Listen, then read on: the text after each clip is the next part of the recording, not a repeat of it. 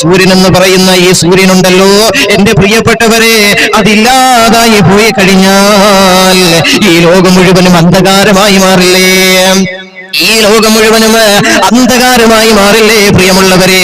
അതായത് ഇരുട്ടായി പോവുകയില്ലേ പ്രിയമുള്ളവരെ? എന്നാൽ എന്റെ പ്രിയമുള്ളവരെ, നാം ഒന്ന് മനസ്സിലാക്കണേ.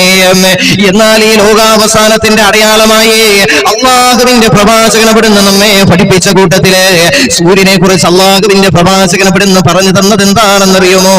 ഈ അനന്തമായി നിൽക്കുന്ന സൂര്യനുണ്ടല്ലോ പ്രിയമുള്ളവരെ, കിഴക്കൻ ചക്രവാളത്തിൽ ഉദിക്കുന്ന ഈ സൂര്യനുണ്ടല്ലോ, ഒരിക്കൽ എന്റെ പ്രിയമുള്ളവരെ പടിഞ്ഞാറുദിക്കുമെന്ന് അല്ലാഹുവിന്റെ പ്രവാചകൻ അവിടുന്ന് പറയുമ്പോ, സൗരയുഗത്തിലെ ഈ നക്ഷത്രമായി സൂര്യനുണ്ടല്ലോ, ഇന്ന് പഠനങ്ങൾ പോലും പറയുന്ന ഈ സൂര്യന്, എന്റെ പ്രിയമുള്ളവരെ, സൂര്യൻ ഒരു നാൾ പടിഞ്ഞാറുദിക്കുന്ന ഒരു കാലഘട്ടം കടന്നു വരും.